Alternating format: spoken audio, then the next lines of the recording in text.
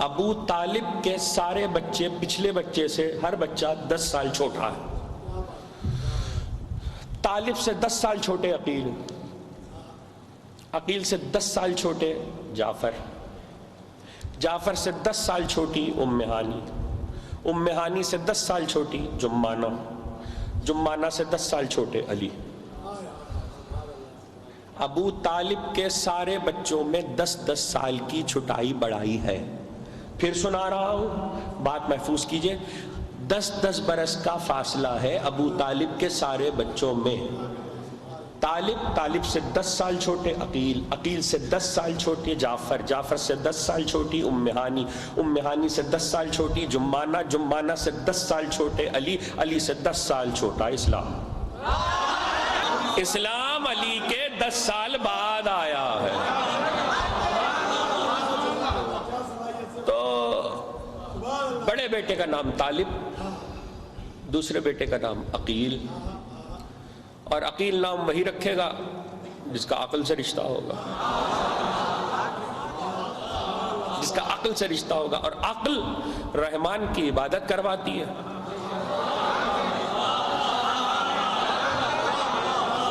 عقل رحمان کی عبادت کرواتی ہے۔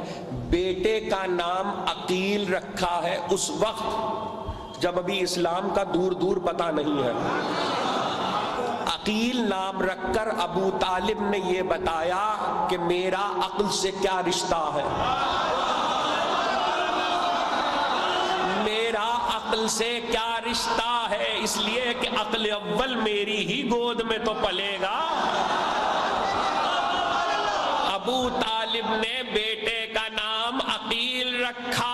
جعفر تیسرے بیٹے کا نام ہے۔ جعفر کہتے ہیں جنت کی نہر کا نام ہے، جیسے سلسبیل ہے، کوثر ہے، ایسی جنت کی ایک نہر ہے جعفر۔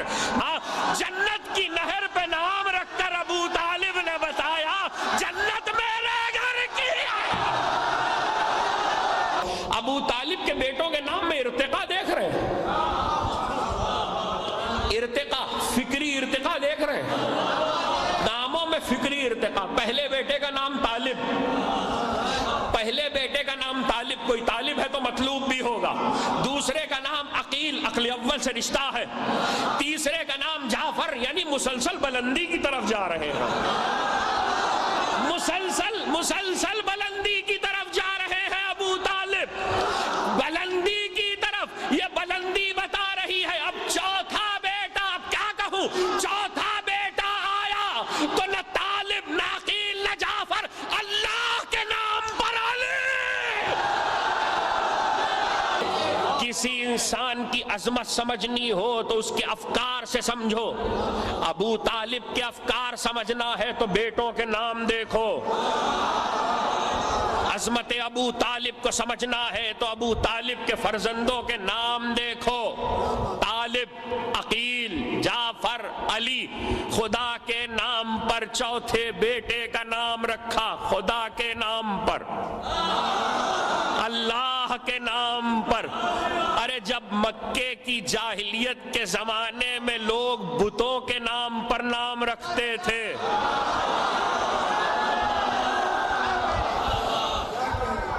تب ابو طالب نے اپنے بیٹے کا نام اللہ کے نام پر علی رکھا ہے۔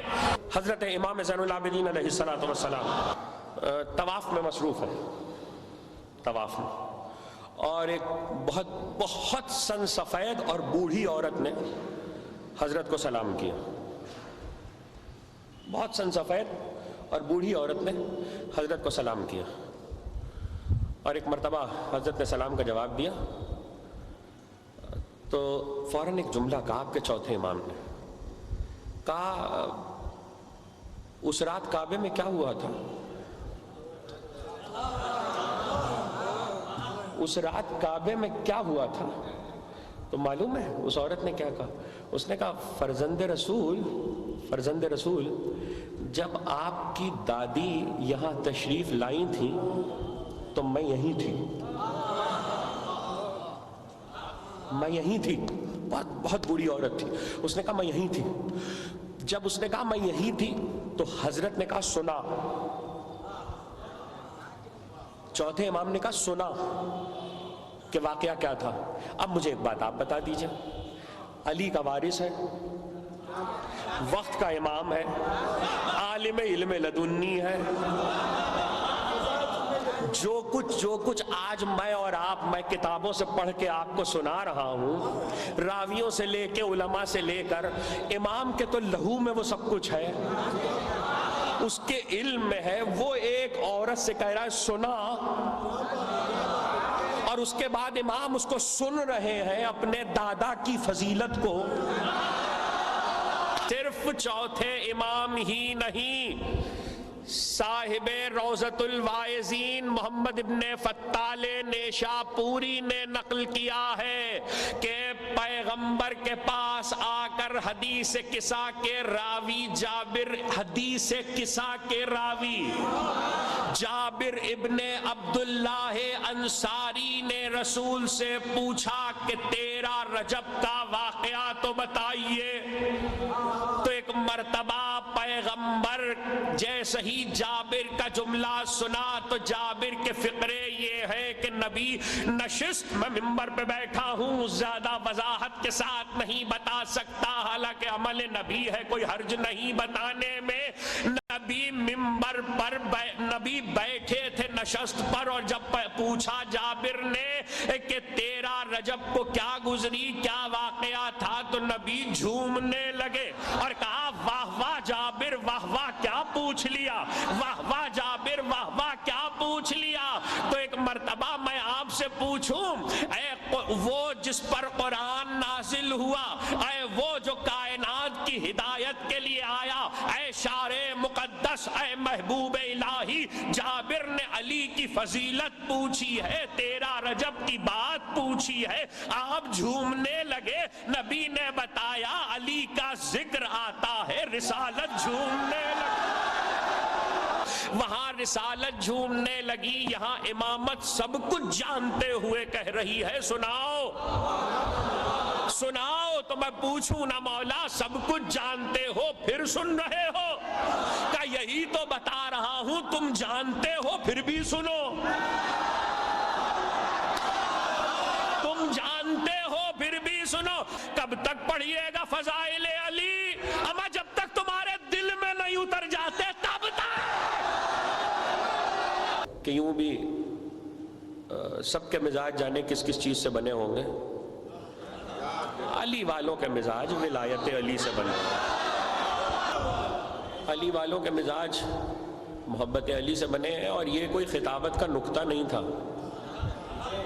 یہ خطابت کا نکتہ نہیں ہے, یہ شاعر کا شعر نہیں ہے, رسول کی حدیث کے معنی یہی ہیں. رسول کی حدیث کے معنی ہی یہی ہے کہ پیغمبر نے اگر یہ فرمایا کہ جہاں ذکر علی سن کر اگر چہرہ کھل جائے, ذکر علی سن کر اگر چہرہ کھل جائے تو یہ نسب کی طہارت ہے, یہ نسب کی طہارت ہے. چونکہ 13 رجب تک آ گیا تھا اس لیے بس اس منزل پر آیا ہوں, اور آج یہاں پہ تقریر کو روک رہا ہوں کہ ایک مرتبہ یہ نسب کی طہارت کا ہونا بھی صرف ہمارے مسلک کی حدیثیں نہیں ہیں, صرف ہمارے مسلک کی حدیثیں نہیں ہیں. شہاب الدین دولت آبادی میرے مسلک کے عالم نہیں ہے, ہدایت السودا, اور دوسرا صفوری شافعی نزہت المجالس کے جب علی کو لے کر گھر میں آ گئے 13 رجب کے بعد, تو ایک مرتبہ تاریخ یہ کہتی ہے کہ مکے والے سردار آئے ابو طالب کے پاس اور کہا ابو طالب تمہیں تو معلوم ہے ہماری ایک رسم ہے. کہا وہ کیا؟ کہا ہم نے معیار الولد پالا ہوا ہے, عالم اسلام کے 2 بڑے حوالے دے کے پڑھ رہا ہوں, ہم نے معیار الولد پالا ہوا ہے, وہ اژدہا کہ وہ بچے کو سونگ کر چھوڑ دے تو نسب درست ہے اور ڈس لے تو نسب ٹھیک نہیں. کہ کیا چاہتے ہو؟ کہ ہم چاہتے ہیں اسے لائیں, رسم کو پورا کرے.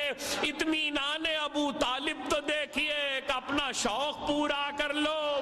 ابو طالب درمیان میں حائل نہیں ہوتے, اس لیے کہ بیٹے سے مطمئن ہے۔ اب ایک بات میں کہہ دوں، دوسری جگہوں پہ پڑھا تو ایک جگہ پر مجھ سے ایک صاحب نے کہا آپ اژدہا پڑھتے ہیں کہ اژدہا آیا تھا، یہ تو کہتے ہیں یہ نہیں بتاتے کہ اژدہا کیسا تھا۔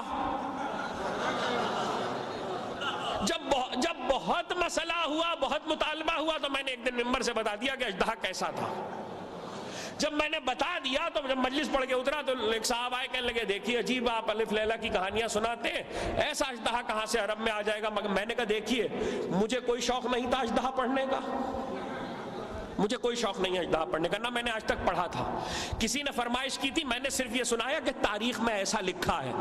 رہ گئی آپ کی بات کہ آپ کہہ رہے ہیں اب اتنا بڑا اور ایسا اژدہا کہاں سے مکے میں آ گیا؟ میں نے کہا رہنے دیجئے، اتنا سا سانپ تھا، اتنا سا 2 انگل کا سانپ تھا، مگر علی نے چیر کے پھینک دیا تھا، اسے دیکھ کے روئے نہیں تھے۔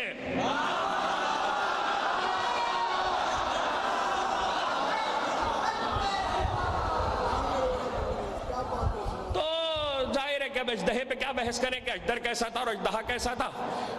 بہرحال عالم اسلام کی روایتوں نے یہ لکھا ہے کہ اژدر آیا اور علی پالنے میں تھے، جھولے میں تھے۔ ایک مرتبہ جب وہ اژدر قریب آیا، علی نے کلے اژدر میں 2 انگلیاں ڈالی،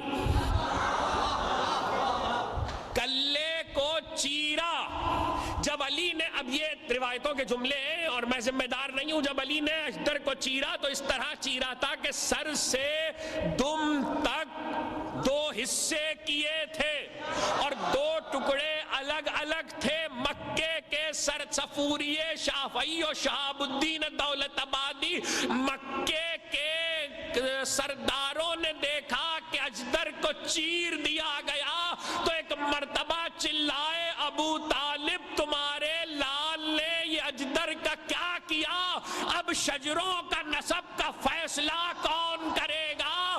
پیغمبر پیچھے کھڑے تھے، کہنے لگے فکر کیا ہے علی آ تو گیا، فکر کیا ہے علی آ تو گیا۔